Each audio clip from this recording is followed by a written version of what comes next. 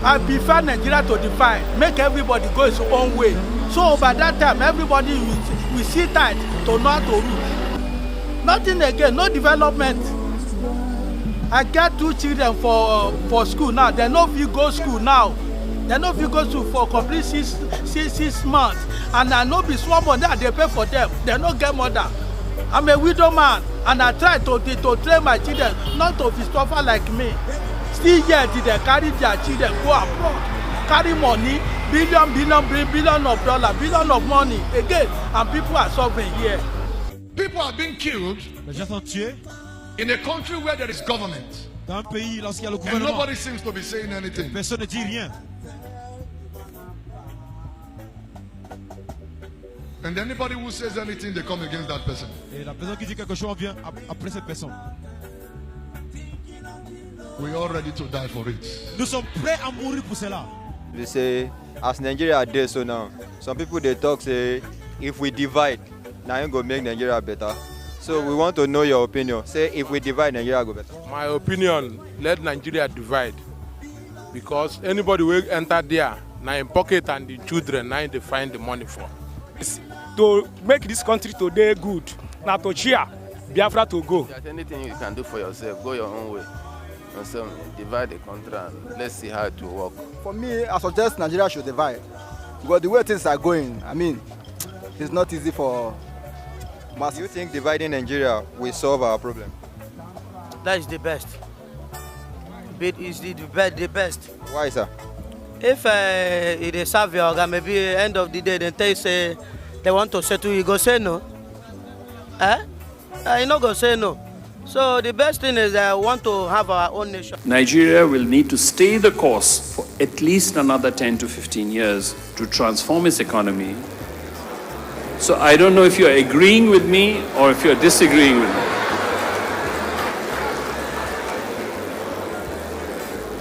I want Nigerian Yoruba nation to happen live, and by the grace of God, you will be my president. I will be alive by then. All right. Nigeria divide, make Yoruba go their way. I swear, make Nigeria. Now I go help Nigeria. And this Nigeria, this economic way there for Nigeria now make Nigeria make them divide to 3. We are 3 numbers before. Yoruba nation and Igbo, Yoruba, Hausa. You understand? We will be 3 before. Everybody knows Nigeria day 3. So make Nigeria divide now. Make do 3 I beg. I'm tired. Right. Now, is there anything that can happen that will make you change your mind about this particular direction? No. So it is either Biafra or nothing else. Or death. Yes. Or death. That's correct. If push comes to shove, yes, will you go to war? No, because truth is a far more potent and deadlier weapon than bullets and mortars. We are going into destruction day by day, and nothing will bring us out except we will go our different ways. That is the only way we will, advance as a people. But if you tell me as a Nigerian or as a pastor or as a congregation, we are still praying for the well-being of Nigeria, you are still hoping, you are still dreaming of a better Nigeria, you are daydreaming. So there's no better Nigeria. Nothing is coming out of it. So the best thing for us as a people, we are not compatible. We are not the same people. Both in religion, both in tradition, both in culture, both in behavior, economically, we are not the same. So the best thing for us to all go as a separate way. Go our separate way to enhance our individual destiny. That is why they're paying Facebook billions upon billions of US dollars to stop this truth from coming out. Did Ojukwu cause any war? Gowon is alive, go and ask him. Did Ojukwu cause any war? Ojukwu went and negotiated restructuring with you. In Aburi, you came back, Britain told you not to agree because Britain realized that all the component units of Britain knows that if you go back to regionalism, you will have economic growth. The country will do very well. But Britain doesn't want it. That was why they even instigated the Nzogwu coup, so-called Nzogwu coup, saying they will bring Awolowo to become the head of state. They knew what was going to happen. They wanted to truncate the economic miracle of Dr. Michael, but what I'm telling you are facts. Go and investigate for yourself. In the East, you had the fastest growing economy in the whole world, over 40% every year. In the West, Awolowo was performing his own miracle as well. Even in the North, Ahmadu Bello and Tafawa Balewa were doing very well. You had all those massive industries in the North. You even had Alamajiris that were employed in the North, meaningfully employed, gainfully employed. They were all doing very well. Britain said, no, for us to control these people, we need to impoverish them. Let us introduce this war. There was a coup by Nzowu. And after that, there was the massacre of, as usual, massacre of our people in the North. Ojukwu said, I have to secure my land and my people. They said, no, let's go to Aburi to discuss it. Ojukwu went to Aburi and agreed, restructuring. That's something now you're asking for. To tell you how foolish Nigerians are. They're very foolish. That same nonsense you're asking for now was discussed many years ago.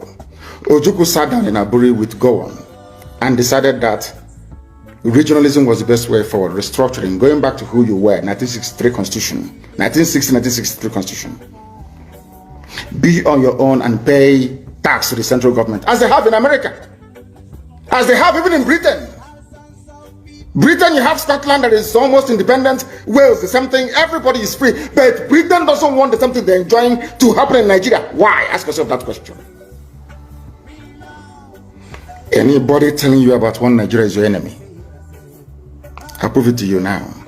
Ojukwu negotiated devolution, regionalism. The North will be on their own, the West on their own, even Middle Belt on their, Midwest on their own, and then the East on their own. It's the same one Nigeria. On their way to the airport, before they boarded the aircraft, a call came from Lagos, from the British High Commissioner in Lagos to Gowon, telling Gowon not to agree, after having signed the agreement. That same Gowon you're looking at today, God kept me alive so that he can witness the destruction he will bring upon that very zoo called Nigeria. Gowon said no. Do you know all the journalists in Nigeria, none of them have ever gone to Gowon to ask him, why did he say no to Aburi? Aburi was restructuring.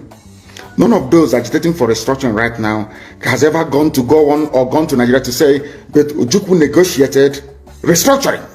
What happened? They came back and they said no. Ojukwu said, okay, so you want to continue to kill my people all over the place? No. Because of that, I'll declare Biafra.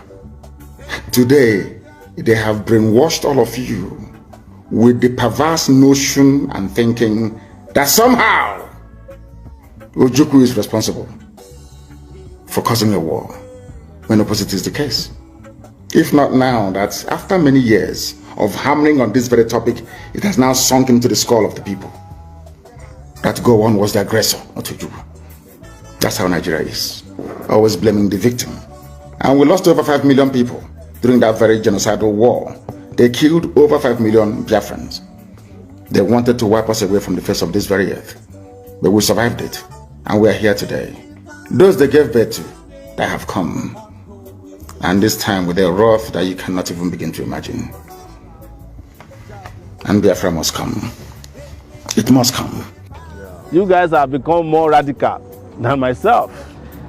So anybody that is wasting his time plotting some plots, you are just wasting your time, because Nigerians have reached a point where they are no longer afraid of death. Because the Tinubu regime has killed us with economic policies, with political policies. And those people who still believe that election can solve their problem, they saw it in Edo State yesterday. They packaged the election. The outcome had been determined, brought Wike's cousin to come organize the election. How do you expect you to win the election? Bring the former commissioner of police in Abuja, Bernard Igwe, to come and supervise the election, and you're expecting that the election will be free and fair. You are wasting your time. But the Nigerian people can decide that they want all this nonsense to end now. Yes. Taraba is a mini state. It's a mini Nigeria composed of various ethnic groups. living together reasonably peacefully. But the peace in this state is under assault. There's an attempt at ethnic cleansing in this state and of course in all the riverine states of Nigeria. We must resist it. We must stop it. Every one of us must rise up. The armed forces are not neutral. They collude. They collude. They collude with the armed bandits that kill people, kill Nigerians. They facilitate their movements. They cover them. If you are depending on the armed forces to stop the killings, you will all die one by one. The ethnic cleansing must stop in Taraba State, it must stop in all the states of Nigeria. Otherwise, Somalia will be a child's play. I ask every one of you to be alert and defend your country, defend your territory, defend your state. You have nowhere else to go. You have nowhere else to go. God bless our country.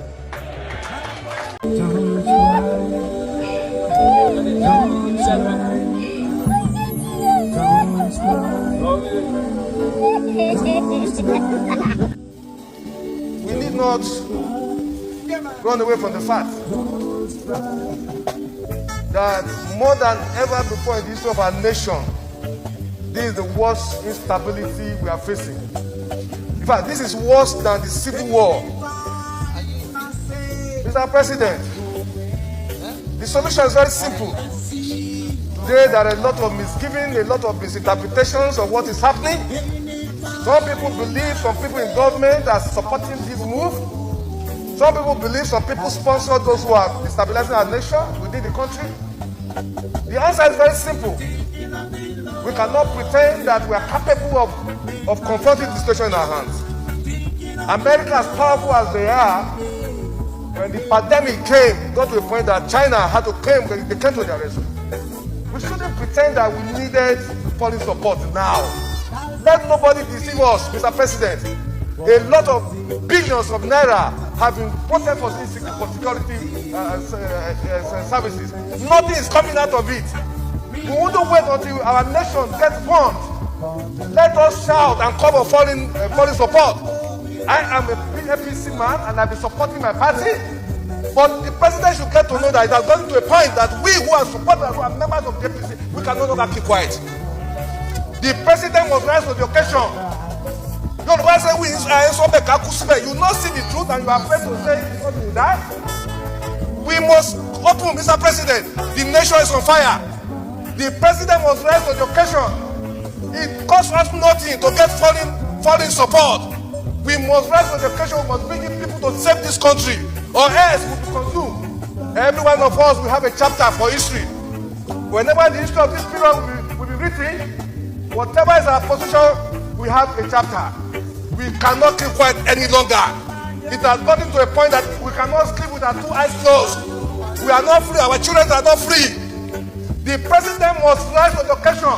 There is no nation that is so powerful that doesn't need support of other nations. Individuals cannot say you will leave the war without any other person with you. So we must rise. The situation is our security system has collapsed. It has failed. And because it has failed, we need to look for foreign support. It costs Nigeria nothing. Forget the ego, forget the superiority of Nigeria in African nation. Today, we are facing serious problems.